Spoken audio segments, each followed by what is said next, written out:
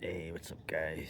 I wanted to do some readings from the what I feel is the Spengler book. You know, they always look at the magnum opuses of the writers from that side of the of the sphere.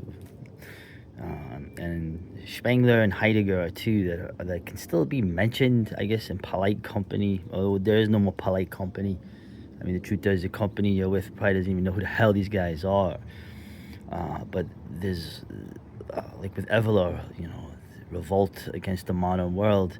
There's other works that these men did that are probably more accessible and probably better intros. Of course, Men Among the Ruins is that for Evola, in my opinion. So there might be more. There's more translations of his work. Apparently, every month coming out. But of course, Spengler, right? His magnum opus was Der Untergang des Abendlandes, right? The going under of the Westland, right? The decline of the West. Famous book. Of course, our boy Lovecraft had read at least the first volume. It was translated into English fairly just a few years after it was done in German. I would argue that the hour of decision, right? Germany and world historical evolution. This is what I talk about historicism. Right? Um, I think Spengler, this book here, I think this is the last one he probably did. This is the very accessible one, and one I would argue is, of course, the most applicable, the most prescient, fascinating man. So let me just, I'll just read the intro. I like to do readings from this. What's interesting too is I like the contents. There's kind of like in the contents, it is sort of a sum up of what's in it. I've never seen a kind of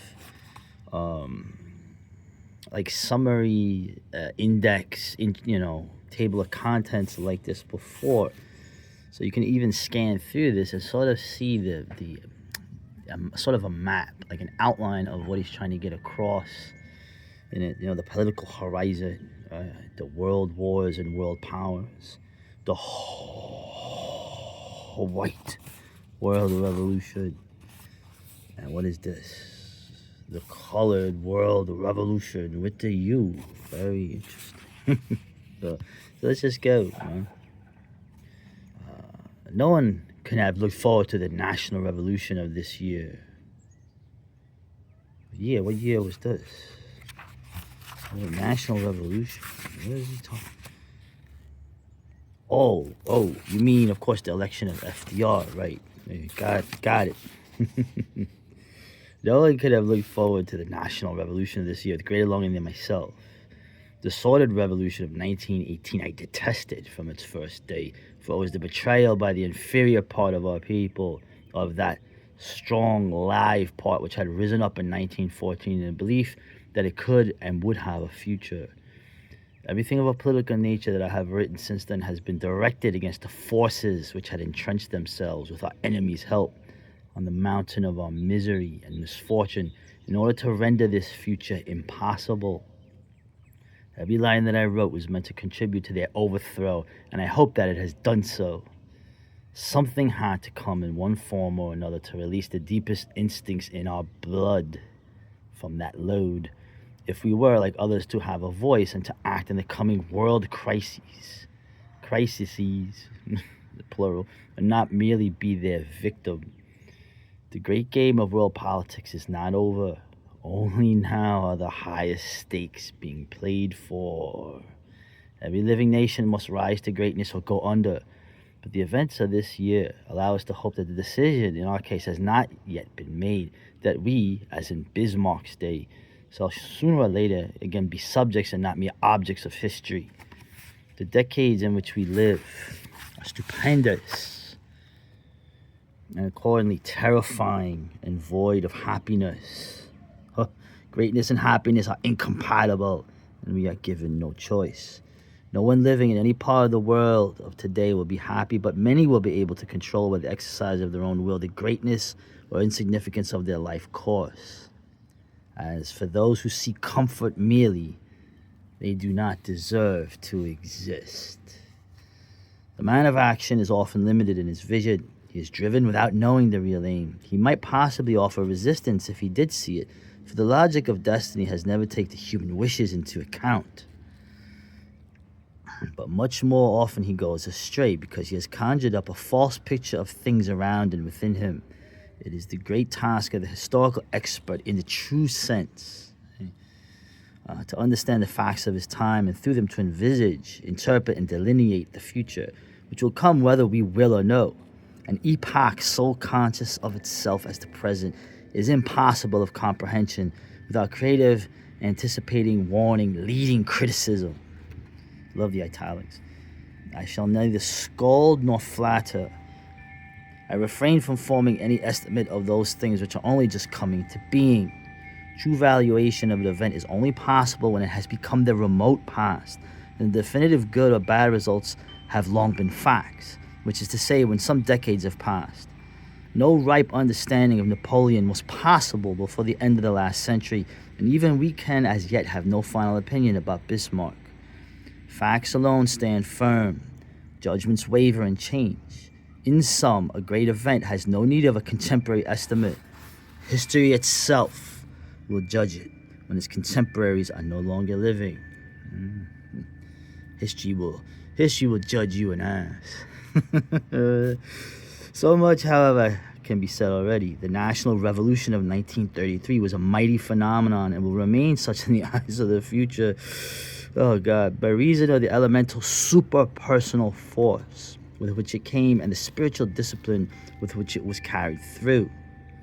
Here was something Prussian through and through, just as was the uprising of 1914, which transformed souls in one moment. The German dreamers stood up with a calm, imposing naturalness to open the way into the future. But all the more must those who took part realize that this was no victory, for opponents were lacking. The force of the rising was such that everything that had been or was still active was swept away in it. There was a promise of future victories that have yet to be won by hard fighting and merely cleared the ground for these. The leaders bear the full responsibility, therefore, and it is for them to know or to learn the significance of it all. The task is fraught with immense dangers, and its sphere lies not within the boundaries of Germany, but beyond, in the realm of wars and catastrophes, where world politics alone speak. Germany is more than any other country bound up with the fate of all the others. Less than any can it be directed, as though it were a thing unto itself.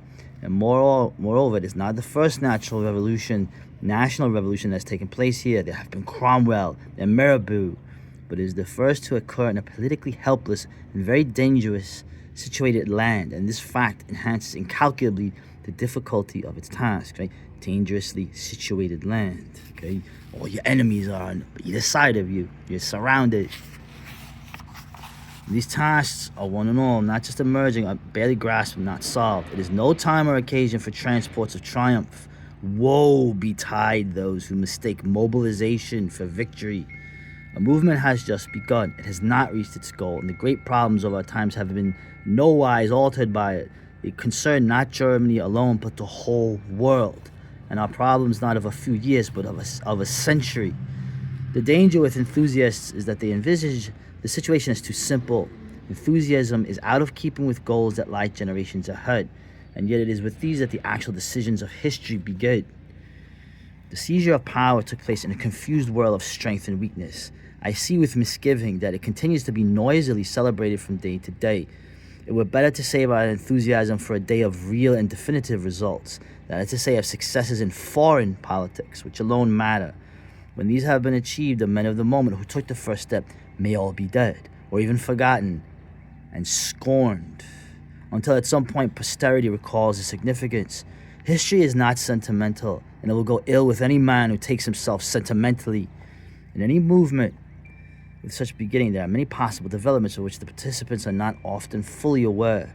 The movement may become rigid from excess of principles and theories. It may go under in political, social, or economic anarchy, or it may double back upon itself in futility. In Paris in 1793, it was definitely felt Gingerette. It's Latin, I guess. I need to look that up. The intoxication of the moment, which often ruins coming possibilities at the outset, is usually followed by disillusionment and uncertainty as to the next step. Elements come into power which regard the enjoyment of that power as an event in itself. It would fain perpetuate a state of things, which is tenable and for moments only.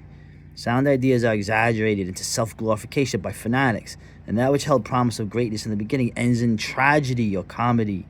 Let us face these dangers in good time and soberly, so that we may be wiser than many a generation in the past. But if a stable foundation is to be laid for a great future, one on which coming generations may build, ancient tradition must continue effective. That which we have in our blood by inheritance, namely wordless ideas, is the only thing which gives permanence to our future. Prussianism, as I called it years ago, is important. It is this precisely that has just been tested. But socialism, whatever description, is not. We need educating up to the Prussian standard, which manifested itself in 1870 and 1914 and still sleeps in the depths of our soul as a permanent potentiality. It is to be reached only through the living example and moral self-discipline of a ruling class, not by a flow of words or by force. The service of an idea demands mastery of ourselves and readiness for inward sacrifices to conviction. To confuse this with the intellectual compulsion of a program is to be ignorant of the whole issue. And this brings me back to the book Prussianism and Socialism, in which in 1919 I began to point out the moral necessity without which there can be no permanent building. All of the nations of the world have inherited a character from their past. We have no educative past inherited, therefore still to awaken, develop, and train the character which lies dormant in our blood. The work of which this volume is the first part is written with the same object. I do as I have always done, that is, I offer no wish picture of the future, still is a program for its realization, as is the fashion amongst us Germans, but a clear picture of the facts as they are and will be. I see further than others. I see not only great possibilities, but also great dangers, their origin and perhaps the way to avoid them, and no one else has the courage to see and to tell what it is he sees. I mean to do so. I have a right to criticism, since by means of it I have repeatedly demonstrated that which must happen because it will happen.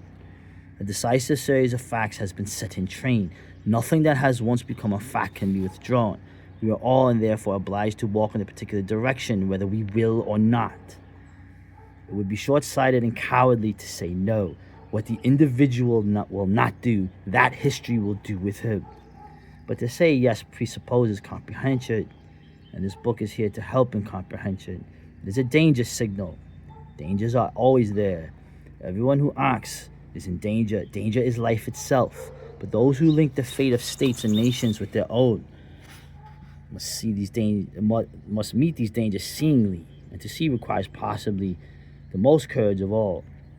The present book arose out of a lecture, Germany in Danger, which I delivered at Hamburg in 1929, without meeting with much comprehension. In November 1932, I began to develop the theme, still in terms of the existing situation in Germany. By the 30th of January 1933, it was printed up to page 106. I have altered nothing in it, for I write not for a few months ahead or for next year, but for the future.